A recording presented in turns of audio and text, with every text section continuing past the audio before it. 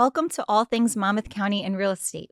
I'm Nicole Rabbat Levine, your local real estate expert and community connector. This show is all about highlighting the people, businesses, and organizations that make Monmouth County such an incredible place to live, work, and give back. If you enjoy learning more about the people and organizations making a difference here in Monmouth County, make sure to follow the show, share this episode, and connect with us for more local stories. Today, I'm joined by three incredible guests who are each making a meaningful impact in our community. We have Randi from 180 Turning Lives Around, an organization that has spent decades supporting individuals and families impacted by domestic violence, sexual violence, and difficult life circumstances. We also have Michele from Wag On Inn Rescue, a foster-based animal rescue helping dogs find safe, loving homes. And we have Jeanette from the Three Little Birds Fund, an organization dedicated to helping families of children with special needs with the financial burden of therapy costs, while also supporting organizations already serving children with special needs. Together, these organizations show how powerful community support can be.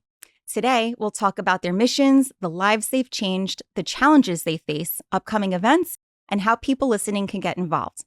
Randi, Michele, and Jeanette, welcome to the show. Thank you for having us. So happy to have you here. Randi, let's start with you. Can you tell us about 180 Turning Lives Around and the mission behind your organization?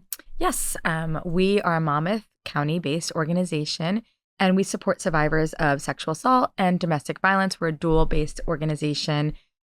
We have been in existence for 50 years. We're just celebrating our anniversary this year, which is a big milestone. We're really excited about that.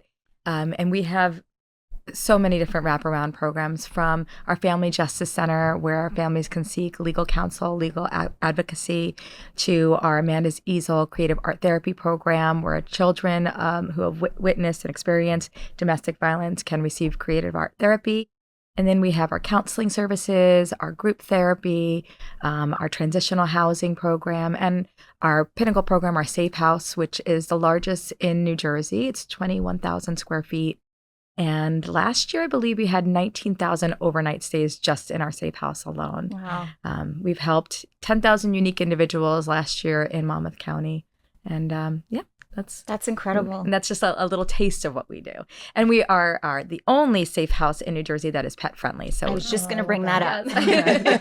So pets can actually stay with their families in the home, so they do not have to make that decision between leaving a family member behind. Well, because that's so hard. Your pet is your family member. Yes. I mean, as we know, right? Absolutely. And so to not have to be faced with that decision and know that you can go somewhere safe is really incredible. Yes. And we have a dedicated pet advocate on our staff, which is incredible. Fantastic. I think I met her at the last event. Jocelyn, she's wonderful. She is great. And her story is just heartbreaking, but it's wonderful how she's now involved in what she does for people.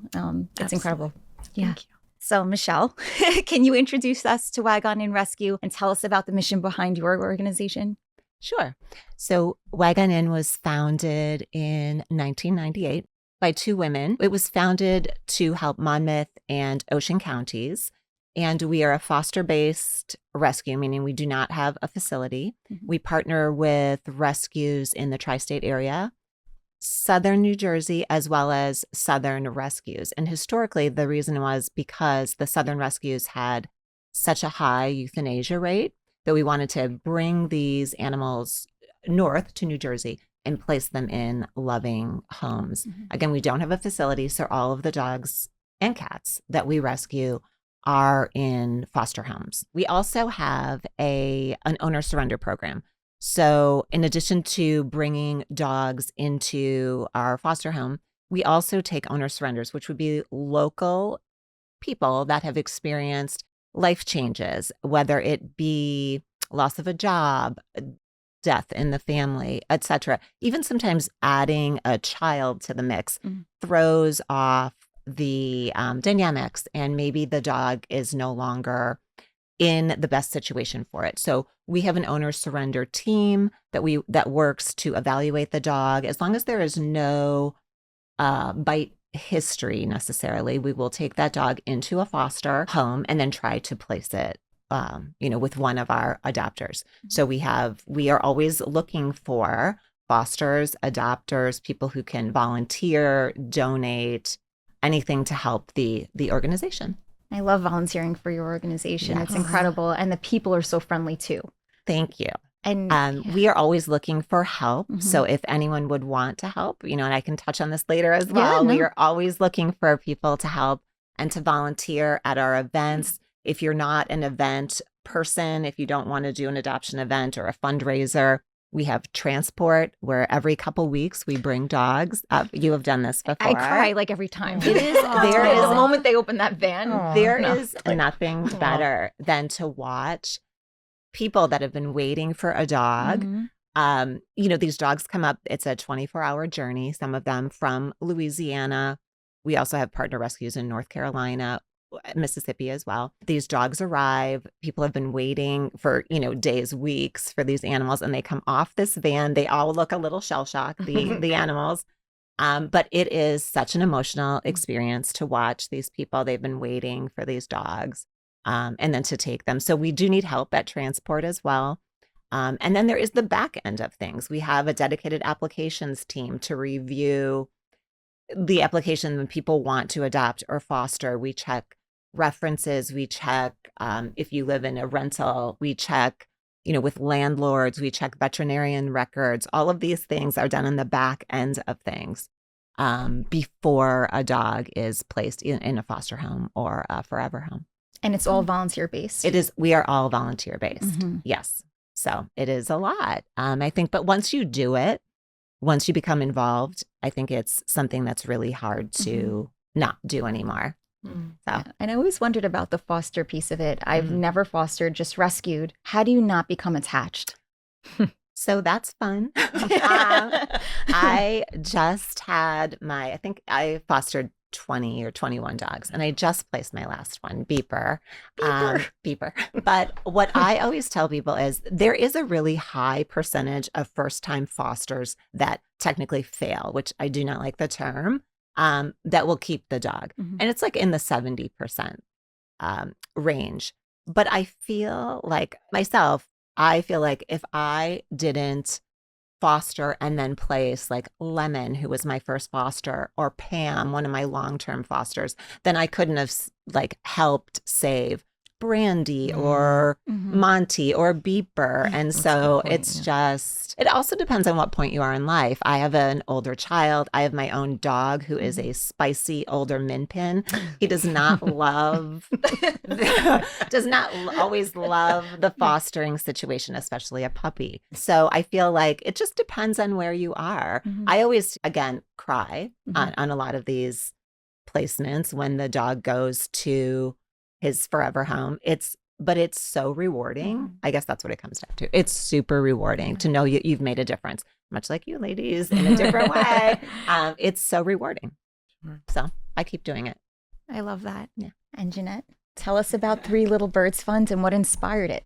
Yeah, it's a personal story. Let me just start with, I started in corporate America with accounting, in accounting and finance.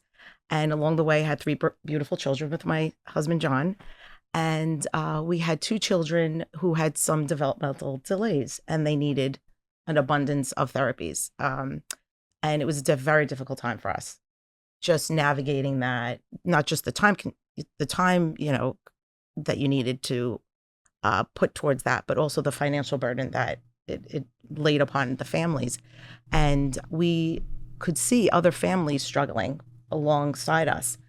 And we always said when the time was right, we would love to be able to help at some point. So in 2015, we created the Three Little Birds Fund.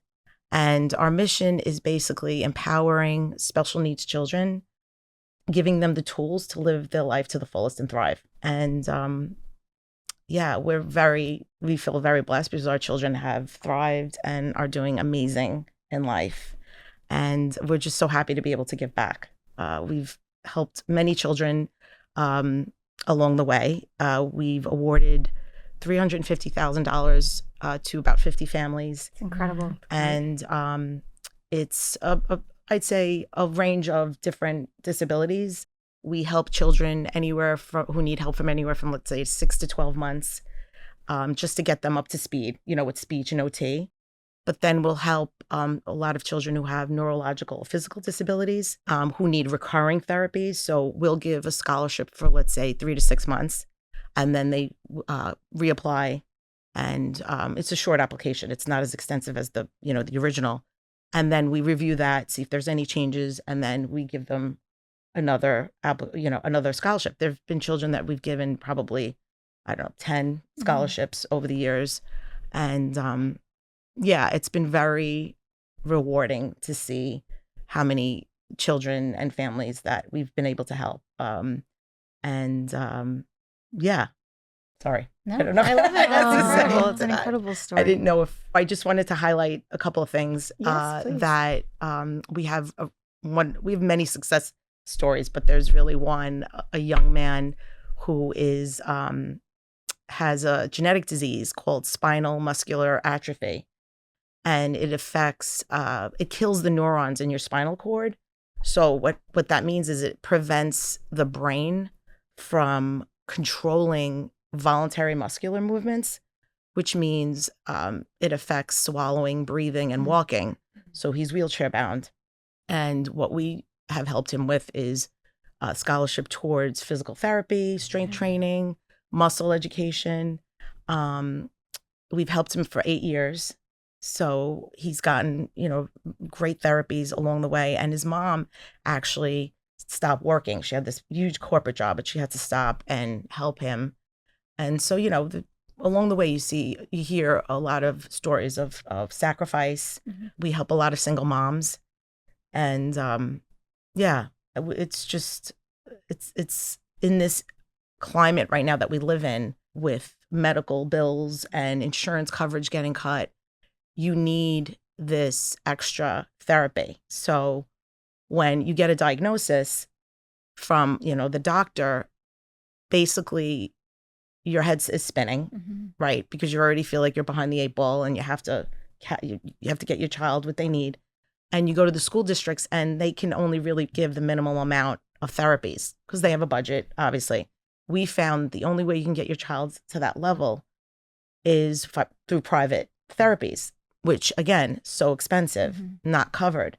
And that's why we decided to start the fund to help those families be able to not have to decide between a mortgage payment and helping your child, which we came across a lot with families that we knew throughout the years, causes marital issues, you name it. So we're really happy to be able to make a little bit of a difference. You're making a huge difference. When did you start the Three Little Birds Fund? 2015, right. So we just celebrated our 10-year anniversary last year. Happy anniversary. I know. That's incredible. Can't believe it. I know. Wow. I can't believe it's been that long. It's awesome. And Randi. So 180 Turning Lives Around supports people facing domestic violence, sexual violence, and other difficult circumstances for over 50 years, as you mentioned. What does that support look like for someone who comes to your organization for help? Sure. So typically someone may call our hotline, which is a 24/7 hotline to, maybe ask what they need, and they'll have an intake form, a trained counselor will have an intake form and figure out what services. As I mentioned earlier, we have ample services that to decide, because not everyone has the same situation. Not everyone needs legal support. Not everyone needs, creative art therapy. We have all different circumstances. Not everyone needs a safe house. Or they may come through the police station. So we have a very robust domestic violence response team, which is all volunteer based, and they are trained. It's a 40-hour training if anyone wants to do that. And they will deploy to the police station 24/7 if someone comes in with a domestic violence complaint, and be a support, be a friend, let them know what services are available to them. And then there's a police liaison in every single police station in Monmouth County, which is pretty tremendous. That's awesome. And then will call us to make sure that there's someone from 180 that's available.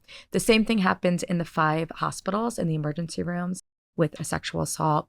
The forensic nurses will call us and make sure that someone from 180 on our sexual assault response team comes and supports who's ever in need. So yeah, and then again, it just depends on what services are important, what are necessities.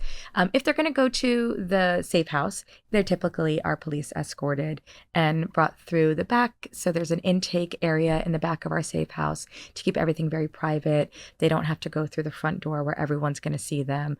Their children have a room where they can watch a video, and the mom or dad, whoever is the non-offending parent can see them directly and feel supported. And then they, I think you've been to our safe house before, right? So they go downstairs and they get all new clothing, fresh, take a shower, can do all their own laundry right then. Sometimes they're coming straight from a car that they've lived in for the last 3 weeks or months. Mm-hmm. So they get everything they need from, hygiene products to toys for their children.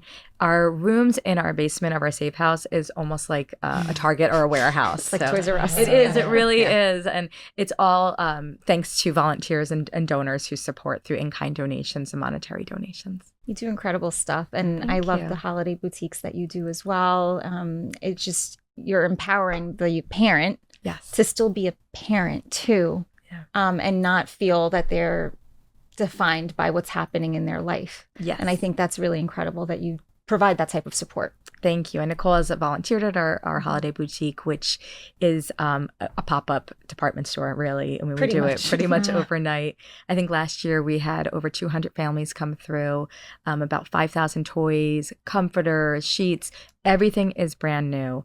Jewelry, makeup. We want to make sure that the moms feel supported as well. Mm-hmm. But the idea behind it is that they can get the items they need to move forward in their lives through transitional housing or through their next apartment, their next home, and that the children, they can purchase or, whatever they want, toys, everything is free for them, for their children to make a nice holiday season. Mm-hmm. It's amazing. And it's not just even shopping. You have like gift wrapping, and Yes. you could get a massage and a coffee, and it's like such an experience. Yes, we It's make really it into a awesome. wonderland. Yeah, I love that. Every year we add a little, a new touch to it. So this year we had a live musician do carols, and we had a hot cocoa truck outside, and it's just amazing. So. It was really, really a lot of fun, especially as a volunteer for it too. It was a really great experience. Yeah. So, Michele, Wag On Inn, being a foster-based rescue, what does that journey look like from the moment the dog is rescued until they find their parent home? Sure. So I will use Louisiana, one of our partner rescues, as an example. So we do have these sister rescues that we work with, fully vetted. We trust and appreciate our sister rescues so much. So a dog may have been dumped or found abused or tied up somewhere. The dog is taken into a shelter, let's say in Louisiana. One of our partner rescues maybe pulls the dog because it's this close to euthanasia. And then before we will take a dog, that dog must be in a foster home for up to 2 weeks. So we have a better idea, and our fosters have a better idea how this dog acts in a home. The temperament, yeah. Yes, the temperament. So people always ask about the adoption fees. The adoption fees, we are a not-for-profit, much like everyone here, and the fees barely cover the veterinary. So we do, they have a veterinary exam wherever they are, here or in Louisiana. They have heartworm testing, sometimes heartworm treatment. We have a protocol to follow for that. They are microchipped. They are treated for any sort of parasites they have, flea, tick, up to date on vaccines, all of those things. Amazingly, the adoption fee of $500 does not, we do not make a profit off of this at all. So this dog is in foster home in Louisiana. We start to post the photos on our website. Would anyone like to foster or adopt this dog? Let's say I see Beeper, my last foster, and I think he's adorable. I think that I have a perfect family for him, or I can find a perfect family for him. So Beeper is in a foster home for a couple weeks. He gets onto this transport van in Louisiana. He makes the 24-hour journey. We have drivers that will stop along the way. They take them out to go potty, give them water, give them food. They arrive at a rest area here in New Jersey. And this is what you were talking about. It's amazing. We have a photographer, sometimes Nicole, and a videographer. I try. And these dogs arrive, and there's families or the fosters waiting for them. We pick up the dogs. They are double leashed coming off of this van. They go right into the adopters or the fosters vehicle, and then they come home to try to decompress, etc. And then what I really like about it is we are foster based in that we can really see the personality of the dog. So I can tell you if Beeper likes dogs or cats or kids, if he would do better in a quiet home, if he would do better with a bunch of kids around. I think it's really, really important because sometimes when you get a dog even from a breeder or from a toy store, from a dog store, from a dog store, you don't really know the temperament. And I think with a dog, we are meant to keep the dog as fosters for about a week, just to make sure there's no underlying health issues. Beeper had kennel cough, so I had to take him to the vet, and he stayed with me for a week plus, and then started meeting potential applicants. So these applicants are fully screened by our applications team. Once the foster has the dog, we get the applications, and then it is actually up to the foster to decide what is the best placement for that dog. So a foster does a virtual home check. So I'm checking to see if you have a fence, and that is not a prerequisite. I should clarify this because I think we get the question all the time. Age does not preclude you from adopting. Having a fence does not, or having one does not preclude you.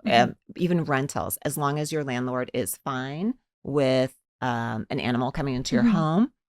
Some of them are breed specific, which we totally understand. But as a foster, we do a virtual, usually you could do it in person, home check. I'm checking to see that the fence is actually fenced, that there's no gaps that the dog cannot jump over, especially if it requires a 6-foot fence. And just to make sure that people aren't planning to keep the dog like outside 24/7 or in their basement all the time. And then we try to select the best home. And a lot of times if there's another dog or children involved, there's always a meet and greet. So we take the dog to this potential family. We meet in a neutral location. And, sometimes it's a love connection and sometimes it's not. And it happens. But eventually these dogs are placed in their forever families. And the time frame is usually anywhere from 7 to 10 days up to my longest foster was, I think, 6 months. Oh, wow. So, but generally it falls in a shorter time frame. So I don't want to scare anyone off from fostering. It does not usually take 6 months. It depends on the dog. True. And then, as a foster, do you feel that there's a tremendous amount of responsibility on you too? Or do you have a team that helps with all of these things, with the meet and greet? And I ask because there have been times where, a foster will say, okay, maybe the dog has heartworm or something and needs to go to the vet, but that foster has work and can't do it. Right. There have been times where I've brought, picked up the dog, brought them to the vet. So a foster has. We do. Yes. Everyone, our fosters have support. I am also part of the foster mentorship program. So we have like a medical point person or a team actually. And we do have people that will short term, like step in to take a dog to a vet appointment or to take a dog to an event. We are always looking for, volunteers to help us with, let's say your child has baseball games the entire weekend, but you have a foster pup that you would love to bring to an adoption event this weekend. Well, we have volunteers that will step in and pick up the dog, bring him to the event, and then take him home, which is fantastic. So there is a really nice amount of support. So I feel like if someone is looking to foster for the first time, you should never feel like you are alone. We have a nice support system and a team in place to help with that. That's great.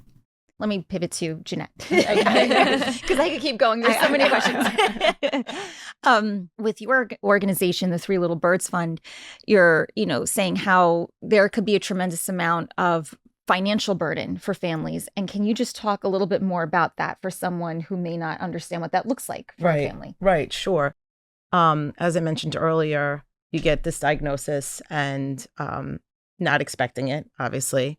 And with that comes all this amount of therapy needed and doctor's visits, and that carries a time commitment, but such a financial burden on the families that they're not expecting. Usually young families starting out, trying to save. So it could really hurt a family in so many ways, obviously.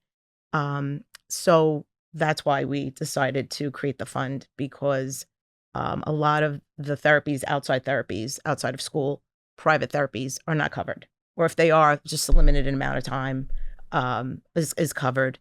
And sometimes, let's say you need to go to therapy, your child needs a speech therapy or occupational therapy, and it's not, the therapist that you need is not within the radius of your home.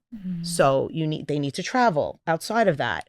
And sometimes it's not covered, but that's the specific therapy that's needed is not the therapy near the home. Well, most of the time the insurance company honestly doesn't care. They're like, well, that's the one we cover.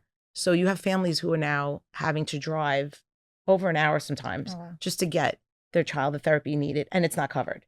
So again, you can imagine the stress that is placed on the family, in addition to the stress of not knowing how, how your child is going to be dealing with all of everything that's happening. So it's the financial burden is very heavy. I wanted to mention earlier that we have a great board, a fantastic board that is comprised of people with therapeutic, philanthropic, and financial backgrounds. Yeah. And they're amazing. And we have a rigorous application process. We, verify the diagnosis as well as the financial need. And, because we obviously want to make sure that our money is going to the right places and it's being used properly, and we can extend it, expend the amount of money that we're using. So would the fund give, let's go back to your example, someone is over an hour away to get to, and that's the therapist that the child needs. Would the fund potentially cover the fee to get the child, whether it's transportation fees or are there limitations? There are limitations. Typically we covered the therapy costs. Okay. Not the transportation fees. Sure.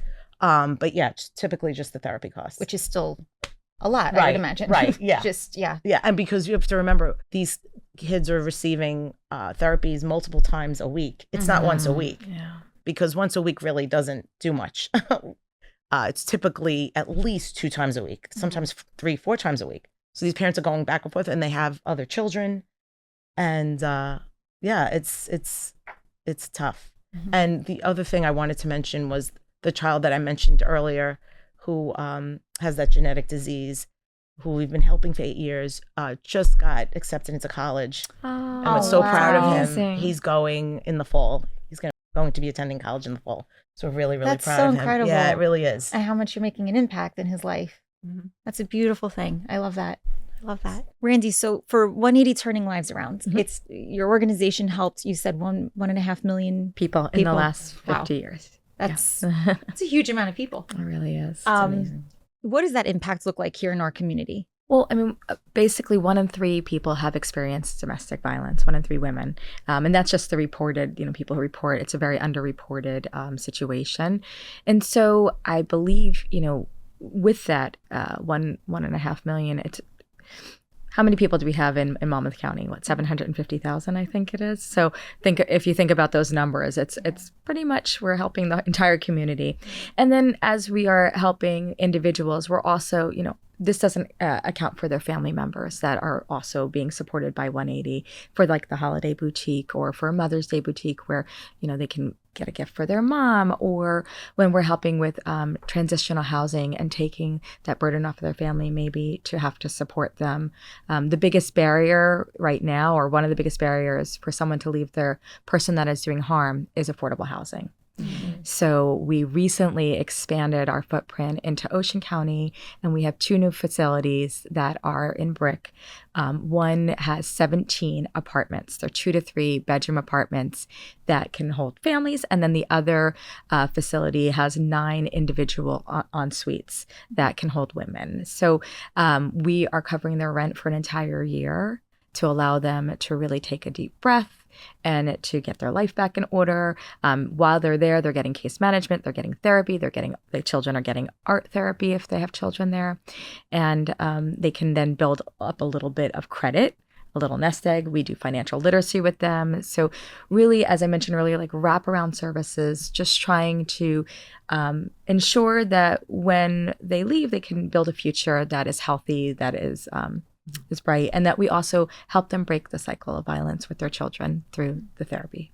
And it sounds like you do a lot of, I don't want to use the term hand-holding, but you're a friend to them. Like, it's not you're just in the safe house, figure it out. It's we're going to walk you through this so that exactly when you are on your own, you feel supported. Yeah. And that you can do this on your own too, because that could become very scary, and why maybe some women decide to stay in situations. Absolutely. And so when they're in their safe house, they're really truly in a crisis situation. This is an emergency situation. They're maybe in danger. So that's a 30 to 60 day situation where they certainly are assigned a case management person that will stay with them and help them build a safety plan, help them build a future plan. And then when they go into our rapid rehousing or our transitional housing program, they're less in crisis, and they still have case management for several months after that. I know I've seen at our holiday boutiques sometimes families from a year before, so they're still being supported if they need it. And what's the greatest thing is to hear like the success stories a few years later. A lot of times they'll come back as volunteers or even as donors because they had such an impactful situation. And we've had a few families where they've stayed at our safe house and built their career from there. And now you see them thriving, and it's just it's very emotional, but very inspiring. And you mentioned 1 in 3 women face. That's a stagger. I mean, that's crazy. Yes. Wow. Yes. I'm a little speechless. I didn't realize it's that prevalent. Yes. So it's affecting all ages. It's not just. Yeah, it doesn't discriminate against, right. Age, economic, anything, social, economic status. We're just, and we support everyone. There's no application where we have to look at your finances to support. It doesn't matter if you look at our safe house at any given time.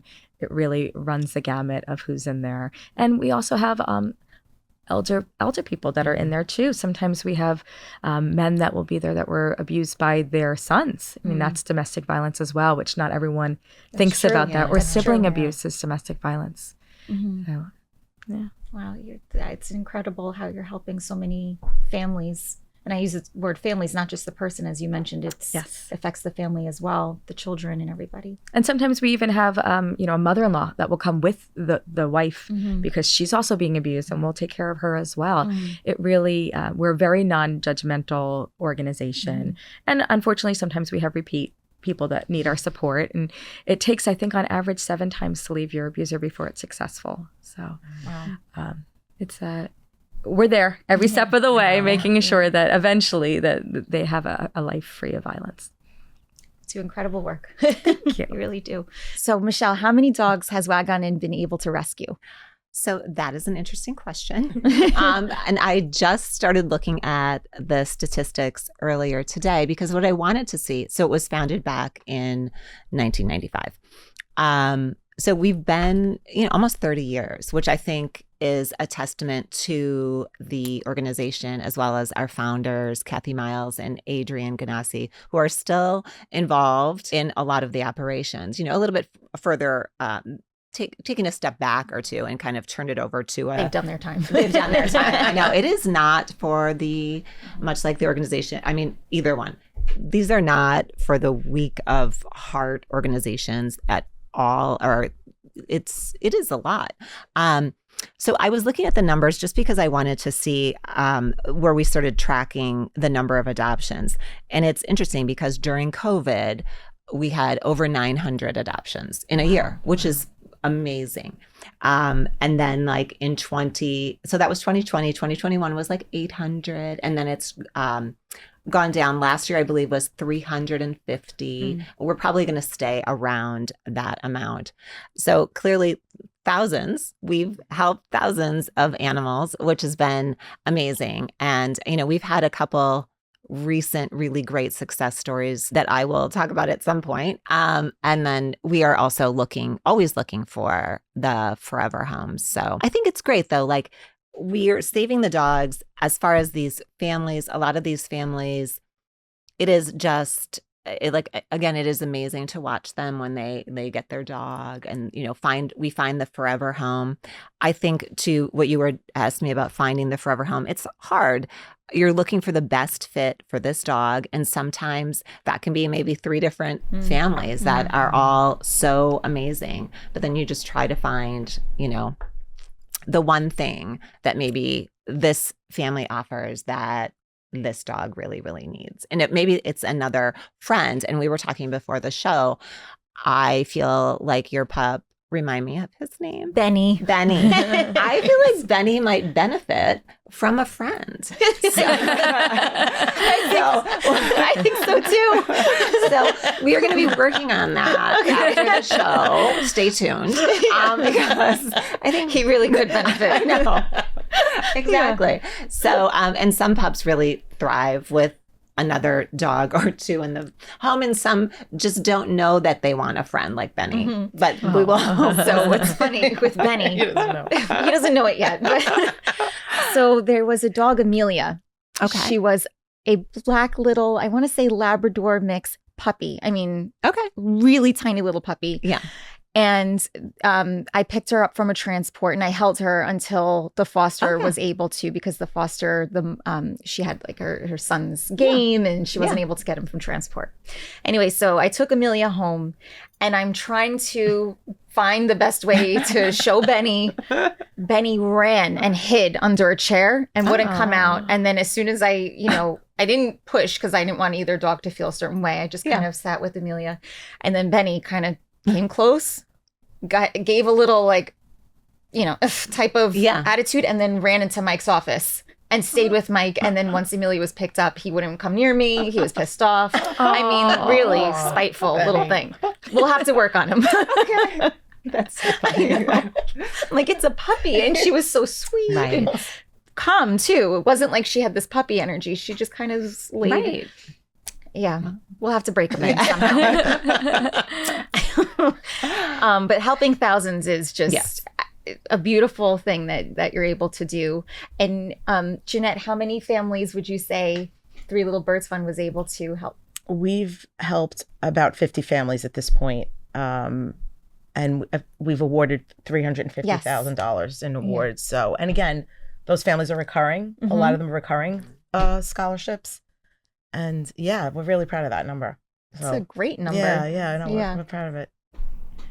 And Randi, can you share a success story? I know you were talking about that before, where you really feel like, wow, this captures what 180 is all about.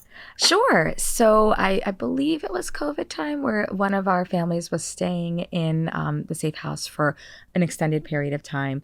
And she built her business. She had really escaped a horrific situation. And she is now a very successful realtor. That's awesome. Her child is thriving. I mean, just the transformation that occurred in this woman is just incredible to see. And we see success stories every single day where we have children in like the Amanda's Easel creative art therapy program. So they have 4 different modalities, play, music, art, or drama therapy. And to see these children go from not even realizing that this happens in anyone else's home, they feel so alone, they feel so scared. And then they're there twice a week for therapy. As you mentioned, therapy isn't a one-time, a week sort of situation. Twice a week with group or individual therapy for 6 months. And they are just transformed by the end of this program into thriving children that, feel empowered. And at the same time, their mom or non-offending parent is also going through the program with them and learning how to be a parent again, learning how to build back power in their home and rebuild their family structure. And then to see them at, a future event, whether it's our back to school barbecue or Halloween. And it's just, it's very emotional. What would you say? Because I know we keep talking about the mom, and we also have to remember that it also affects the dad or the in-law. Or what would you say percentages wise? And is it because? Well, let's start with that. I don't want to quote a percent of women as opposed to men that we support. We are one of the only shelters that does take men because we are equipped to. We have individual bathrooms, which allows us to be able to take men. And I think we're the only one that is ADA accessible as well. So that means that sometimes we get people from other counties if we can support them better, which is wonderful. Right. And if I had to guess, I would say probably 93% women, 7% men, but that's just a guess. I know 2 years ago we had 8 men come through our shelter out of, thousands. And why do we think that is? Because abuse doesn't always have to be physical either. Because, you think about abuse as they're hurt, and maybe that's why because men may be bigger than but that's stigmatized. Exactly. Yeah, is it just that they're not opening up? And I mean, I think more women are, Sure. sexually and physically abused or emotionally or financially abused than men. I mean, I think that typically Yes. is, I think the statistic for men is 1 in 5, which is still Still a lot. tremendously Right. high. And it's very underreported. Mhm. So I think it's really stigma-based. Mm. What we try to build in our county and throughout New Jersey and wherever is that, to break down that stigma, to make sure that more people are raising their hand and saying, I was a survivor of domestic violence, or I'm in an abusive relationship, or I experienced, sexual assault, so that we can break down those stigmas and make sure that everyone knows that they can come forward.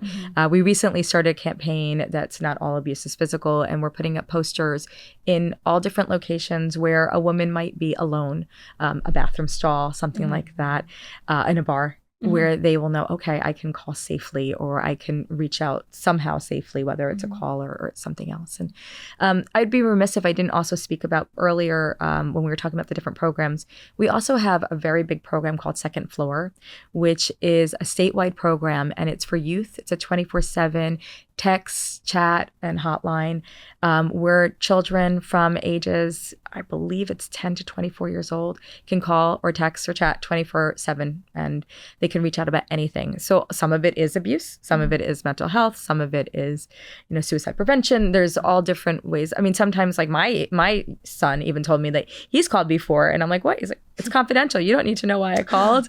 Because I've told them, call if you, feel bullied, call if you are super stressed at school. I mean, both my children go to very aggressive schools, so they use it. And it's nice to know that there's a stopgap between your own therapist or your school guidance counselor and our Second Floor program. They go into the schools and they really, they talk to all the children and make sure that they know that there's a safe space. And this is another way of preventing that cycle for them to understand about, The big picture. the big picture. And we also go into the school and talk about healthy relationships. We have a teen dating violence expert that comes and talks to the children in the high schools and the middle schools about what a healthy relationship looks like. Because to start early is so critical to understand, what you should expect in an intimate partner relationship. Especially if the child doesn't have the example at home. Exactly. Exactly. So, yeah, I didn't even know that was part of 180. I like it. That's awesome that you have that piece as well, because that all plays into ultimately trying to bring more awareness to it. Yes, we have a huge advocacy program. I mean, I've been there for 4 years now, and every day I find that we do something new that I didn't know about when I talk to our program coordinators, who are exceptional people, and they'll talk about their programs. I'm like, wow, we do that? When did we start doing that? And It's a little bit of everything. Yeah. That's great. Michele, I guess same question for you. Has there been a rescue or an adoption story that has stayed with you too? Yes. So we just had one recently, and this dog's name is Minnie, and she's adorable. She is a white pitty mix, and she was rescued off the streets of New York City, tied to a church in the middle of a New York City blizzard. So a Good Samaritan saw her tied up, took her to the shelter. And because she was a little bit fearful, she was put on the euthanasia list of this New York City shelter. So a Good Samaritan stepped in, actually grabbed her from the shelter, brought her home to New Jersey, found that, much like Benny, her own dog did not care for Minnie. It was like, this is not Who is this? a love connection. So she reached out to us, to our owner surrender team. The team that is fantastic. They did an evaluation of Minnie. They're like, this is a dog that we can help as soon as we find a foster. Because again, we do not have a facility. So everything is foster based. So one of our amazing volunteers, who also does a lot of our social media, stepped up to foster Minnie. She took Minnie into her home, lived with her dog, Axel. She posted photos of Minnie at the beach and gardening and doing all these amazing things. Minnie's and with having a great life. Minnie is living her best life, right? Trying to find the right fit, find the right fit. So funny. The foster, Kirsten, had to go away for a long weekend. So we ask for temporary fosters, and we have those as well. So if you need to go away for a few days, we have people that will take just a temporary dog. So we have a new temporary foster take Minnie. She takes her home. She brings her to an event that I'm running. She's like, I love this dog. It's like, oh, okay. Because we're here looking for a new home. Right. And she's like, I don't know. We'll see. And so it turns out, long story short, the temporary foster adopted Minnie. Minnie is living her best life as an only child with a pool by the beach. Again, some of these dogs, I want their lives. Yeah, right, 100%. I'm like, that is amazing. So you have 2 homes and whatever. So Minnie is doing great. And so again, Yay for Minnie. Yay for Minnie. You know, being tied and abandoned outside in a snowstorm to being cherished and loved. And that's all we can ask for, right? And can we touch on that owner surrender program for just a moment? Because a lot of times when people think of a dog rescue, they're thinking, at least the way I always used to think of it, it was, a stray or a dog in a bad situation, not realizing that things can happen in someone's life. As you mentioned, perhaps they're moving and they can't take the dog with them to their next rental. Yes. What does that look like for someone who says, I love my dog, but I can no longer care for the dog? How do they get in touch with Wag On Inn, and what does that look like for Wag On Inn? So, I think it is really easy. Sometimes we, jump to judgment for at times when you look at like an owner, I could never give up my animal, but you just don't know. There are changes in life circumstances. There are, financial issues. There are health issues. There are deaths in the family. We have, everything is online. So we have a redesigned website that we are very proud of, a redesigned logo. I was saying I was going to wear the merchandise, but all of my merchandise has the old logo and it's also on the back. So I would literally be turned around so you could see the Wag On Inn. So just know that I am with Wag On Inn.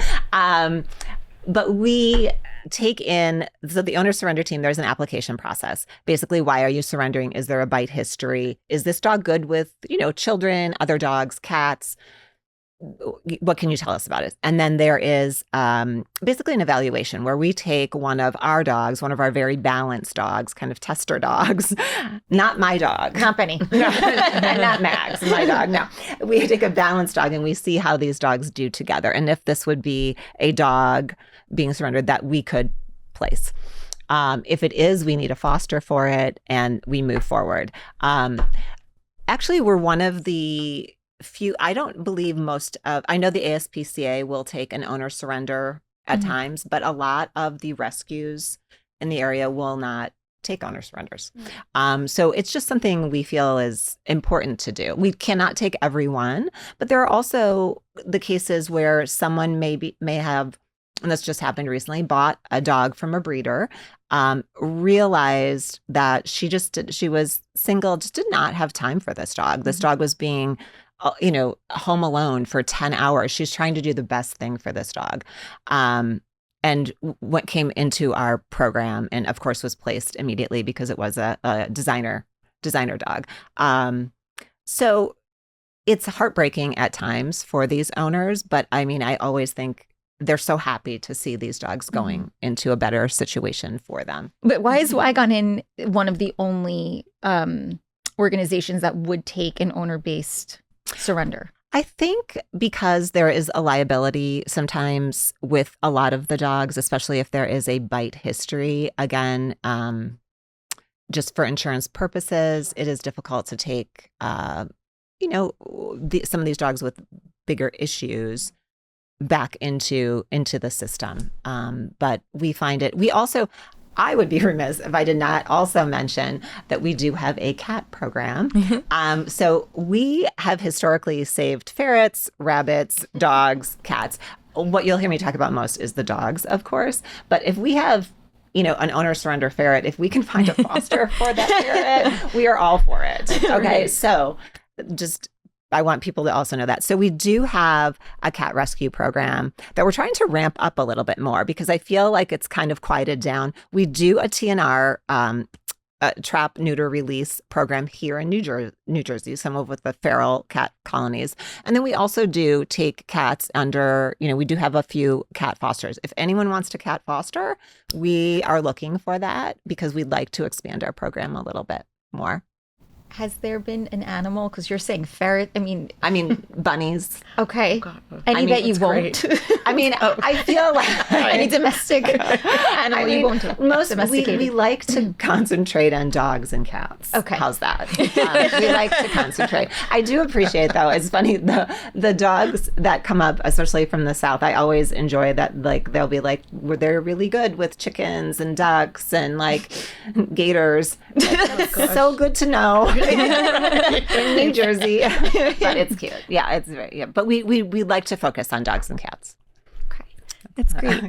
And then Jeanette, can you share a story that really captures the impact Three Little Birds? I mean, you just shared the one about the boy that's now going off to college, which is tremendous. Any Yes. others that really touch you? Well, as I mentioned earlier, we do help a lot of single moms, and just to see the progress in the child and helping the mom, because again, just helping with the financial aspect of it. And we've just seen so many success stories. One child in particular has cerebral palsy with a single mom. So really, really difficult. And just the scholarships have just helped in so many ways. You know, she could, work more hours if she needed to, just be with the child more. Just having that help financially is just such a big, takes such a burden off of her.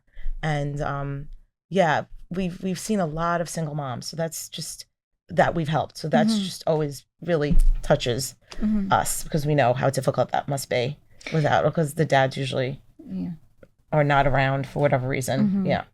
What does the application process look like for someone that is interested? So if someone's interested, everything's online. Okay. If someone wanted to donate, you can do it online. Application is online. It's an extensive application. It asks about, of course, personal information, diagnoses, financial information. We ask for tax returns. And so that they put that in to the system. And the beauty of it is we've updated it over the years. You can do it in pieces, right? So you don't, because it's a big application and a lot of these parents have a lot going on. So you don't have to do it all in one sitting. So you can go in and just kind of finish certain sections. And we have an administrator who monitors that. And of course, we'll see, like, if someone goes in and let's say there's 5 sections and, does 2 and then stops for a while, they'll check in with them and say, hey, what's going on? Do you need any help filling this out? You have any questions? Is there anything we can help facilitate moving this along? Because we want to be able to help them. We don't want the application to sit there too long. So once the application is done, it's reviewed by the board. And I'm on the board. My husband John's on the board, and we have 3 others on the board. And we review, and we just talk about everything. Like I said, we have people on the board who are therapeutic experience, philanthropic, financial. So it's great. It's a great collaboration of different minds, and someone who understands the diagnoses. I mean, as a parent, we understand a lot of diagnoses, but someone who actually works in schools and understands all the diagnoses and what is this? What do you think this means? And because we'll get reports from doctors that we have to kind of sift through, schools, and so there's a lot to get through. Financials, it's a lot, and it takes a while. We'll be on for. We usually do it. It's a Zoom, and we'll be on for as long as it takes to get through it. And sometimes we have questions that we can't make a decision. We're like, you know what? We have some outstanding questions that we need to go back to the family to answer, so that we can make a better. We have a better picture of the family and the situation. And we think the application process has changed over the years. We've just expanded it with experience, but I think it's at a great point. And again, it's all online, so it's pretty easy, accessible, and we have someone that they could reach out to and talk about any issues or problems or questions they might have. And how would someone hear about you? You know what? Right now, our fund is run through the Community Foundation of New Jersey. We're in the process of making a social media presence. We really don't have anything right now. So Right now, we kind of have advertised in therapy centers that my children have attended. And then there are a couple more. But really, we haven't done a lot of advertising. We're on the cusp of doing that right now. But we have a website, and it's www.3littlebirds.org. Mm-hmm. So if anyone wanted to check that out for a donation or to complete an application. That's great. And then Randi, so this year marking the 50th anniversary of 180, what does reaching that milestone mean to you? Well, the fact that we've helped 1.5 million is just tremendous. We are really excited about this 50th anniversary. We have a lot going on right now. It's a very busy time, as it always is. Every time you ask me, I'm always like, it's busy. We are going to be doing banners in every town in Monmouth County in October, which is Domestic Violence Awareness Month, advertising sponsors for, giving support to our 50th anniversary, which 50 years is incredible, but we need to be in existence for the next however many, 50, 100. So we need to build up our reserves of donations in order to be able to help the next 100, 1.5 million. So we're also doing 50-50 events. We're trying to have 50 events during our next year, which we'll easily get to, but we're hoping each one raises about $1,000 each, if not more. Yep. So anyone can support us. Anyone can get involved. You can, reach out to me directly or go to our website, which is www.180nj.org. And as Jeanette was saying about her board previously being therapeutic, informed, we actually are one of the only domestic violence organizations that has a survivor board. So everything that we do is trauma informed. It is reviewed by our survivor board.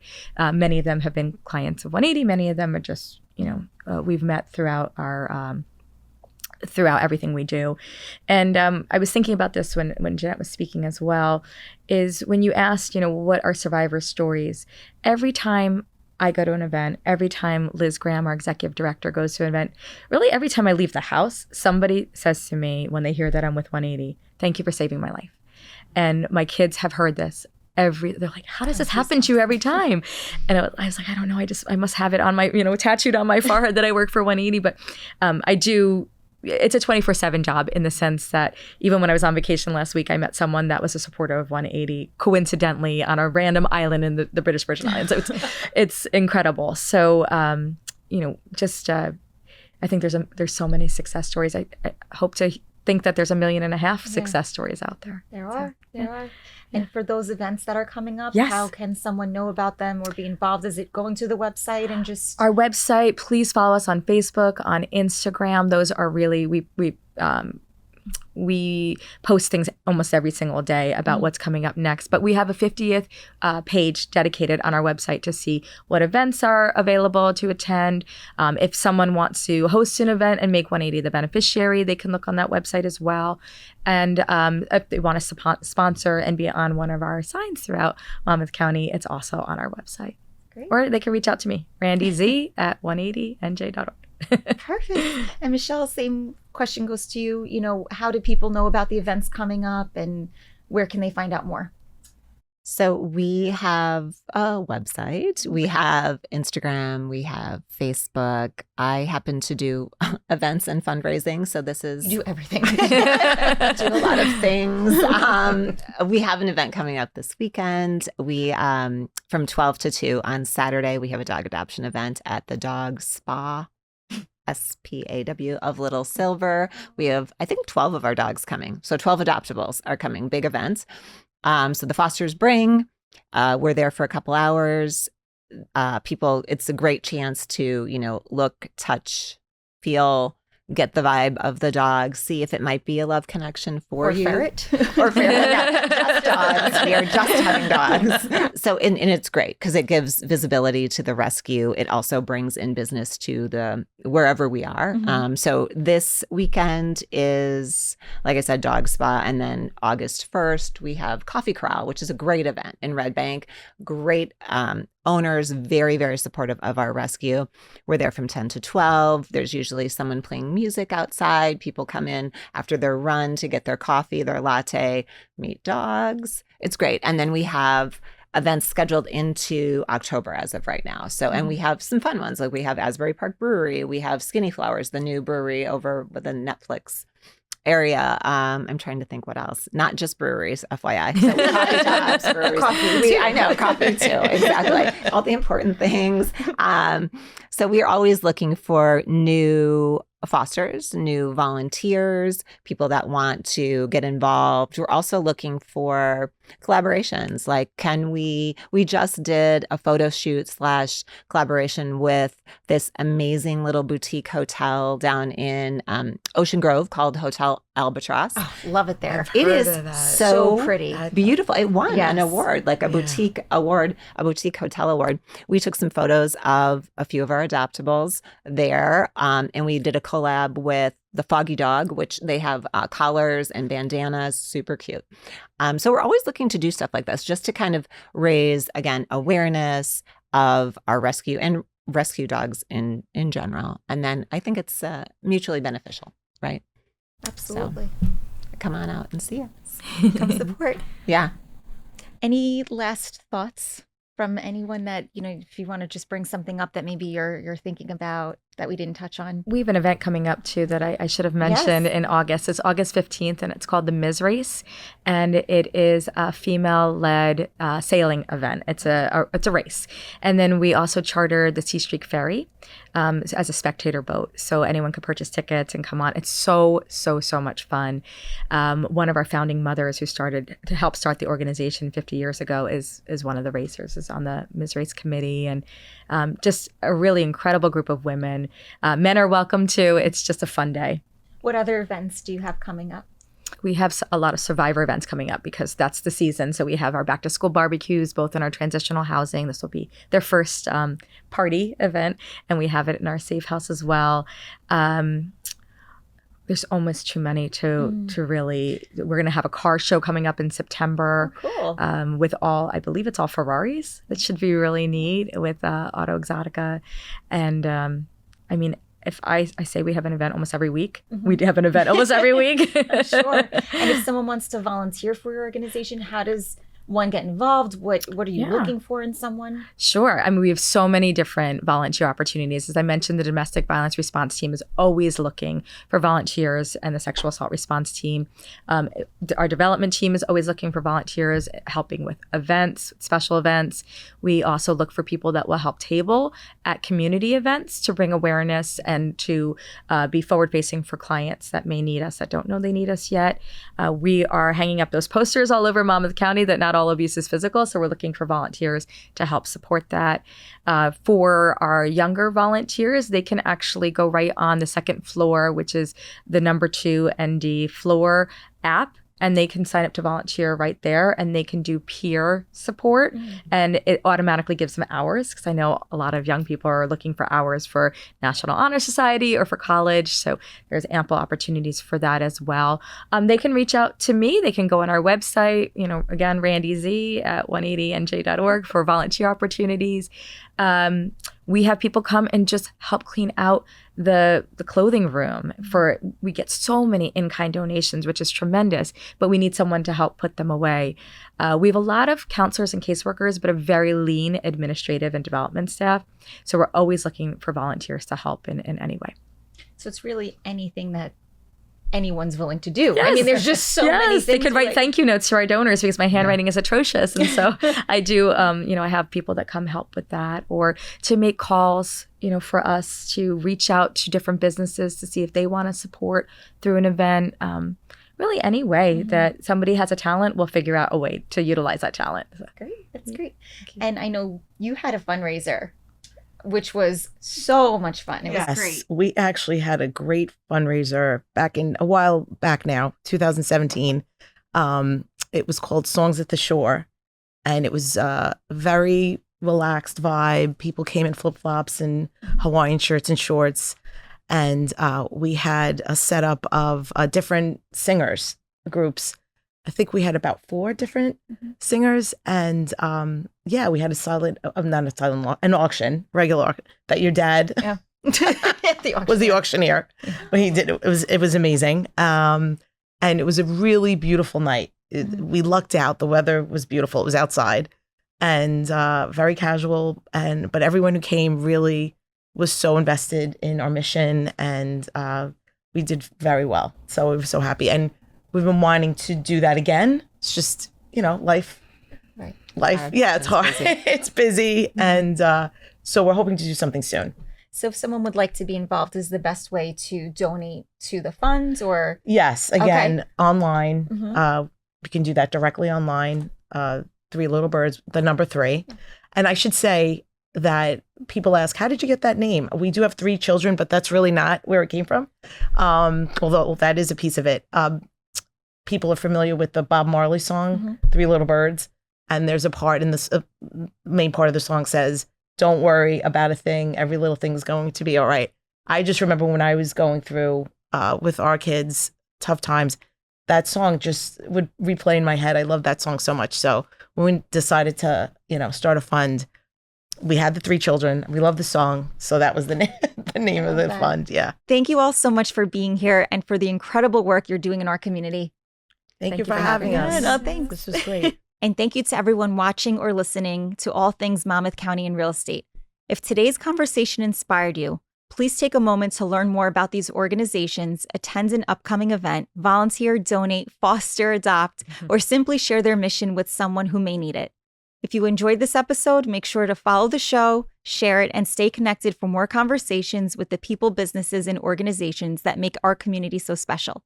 I'm Nicole Rabbat Levine, and I'll see you next time.